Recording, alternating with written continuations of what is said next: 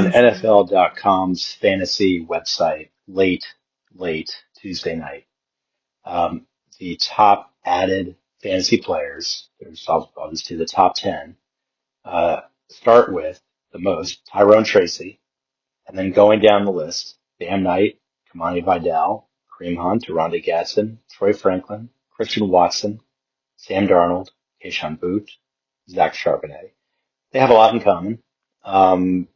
Pretty much all of them, except, I guess, Van Knight, because he had a bye, had big games this past week. So we would expect that. And of course, it's important to think about who might have a big game next week, because then we can pick them up before they become really expensive to pick up, especially if you have a free agent, waiver budget that you work with, budget cap. You're not spending an arm and a leg on a guy that you can get the week before. I talked about this last week about getting a Rondé Gadsden on the cheap Sunday morning 2 weeks ago before his first of two breakouts, which saved me probably $50 out of a $200 fab budget. I think actually in my league or in other leagues in my whole grand league of Premier Fantasy Football League, there's like 10, 11 divisions. He was going for $60, $70 in some divisions. So getting them early is great, but we don't always know who's going to hit.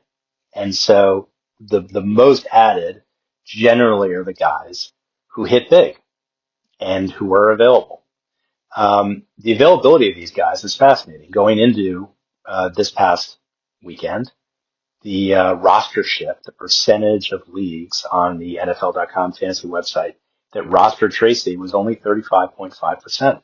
And going down the list, from Bam Knight down to Zach Charbonnet, those percentages are 5.5, 71.9, 20.4, 53, 10.6, 5.1, 31.1, 32.2, and 55.4.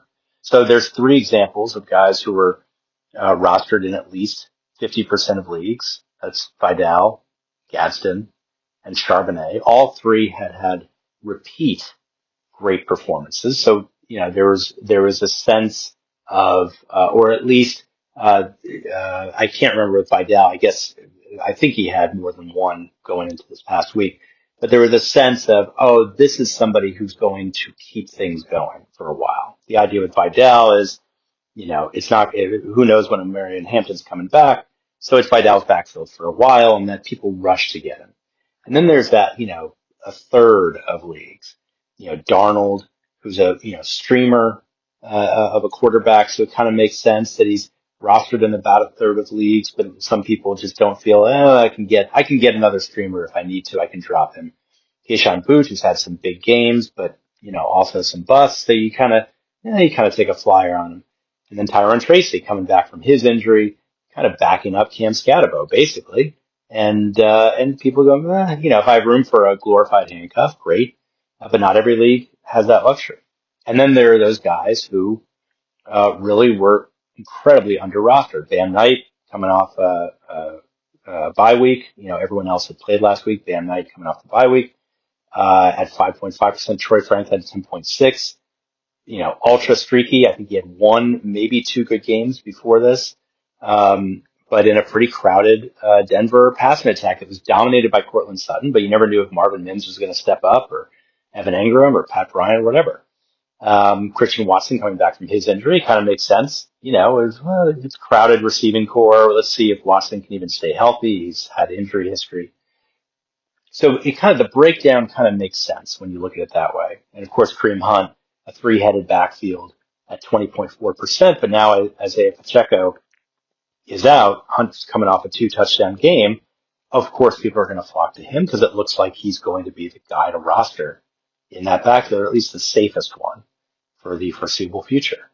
What I find really fascinating about this list, this top 10, is that if you go back to the start of week one, right before the games all started, right before we saw it happen, those percentages, starting with Tyrone Tracy going down to Zach Charbonnet, were Tracy was rostered in 98% of leagues, and then going down the list, 0% for Knight, 0% for Vidal, 5.2% for Hunt, 0% for Gadsden, 0.7% for Franklin, 1.1% for Watson, 6.5% for Darnold, 0.2% for Boot, and 56.7% for Charbonnet. Tracy and Charbonnet were the known commodities. Tracy was expected to be the starter for the Giants. Charbonnet was expected to be the 1B for the third straight year, I think, for Seattle, with a chance to ascend. That was basically the breakdown. Everyone else was unrosterable, essentially. Or at least, but that was what the universe was saying. The fantasy universe. In reality, we see by midseason, all these guys are hot commodities. When back heading into week one, only two were hot commodities. The rest were forgettable. After that first week, we started to see, a little bit of movement from Hunt up into double digits, rostership, a little bit of movement from Boot into double digit rostership. And by week 4, we saw that grow so that Hunt, Franklin, Darnold were starting to get more attention. There was a certain point, this inflection point with fantasy players is the last thing I'm going to say, where we have to try to figure out at what point is what they're doing the start of a trend. And I did a podcast episode, I guess, a week and a half ago about Vidal and kind of figuring out that his game, he had one huge game against Miami and a terrible game, relatively speaking, against the Colts.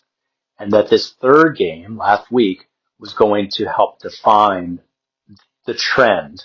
Was he going to be the standalone bell cow? Was he going to earn that?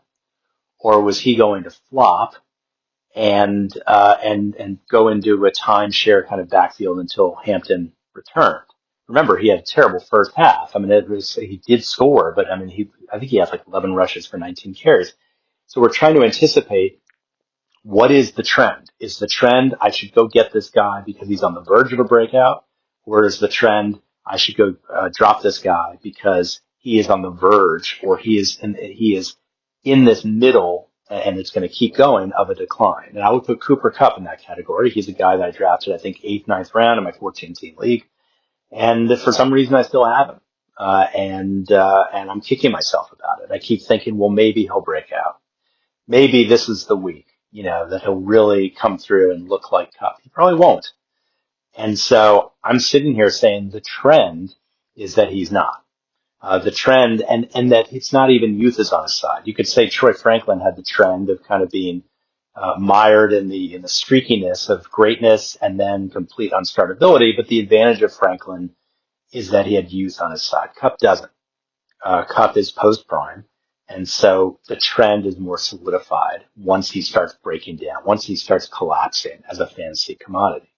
So we're thinking about guys to pick up on Sunday morning, kind of like I did with Gadsden a couple of weeks ago, and I'm sure you all have done similar stuff with other players. It's important to think about who is on the verge of a trend upwards. And sometimes it comes down to looking at the landscape of their depth chart and trying to figure out, if they have a good game today, does that position them well to have a lot more targets and or a lot more touches going forward? This is BJ Riddell, Fantasy Football for Winners. Follow me on the blog. Email me anytime. Good luck with your waiver ads. See you tomorrow.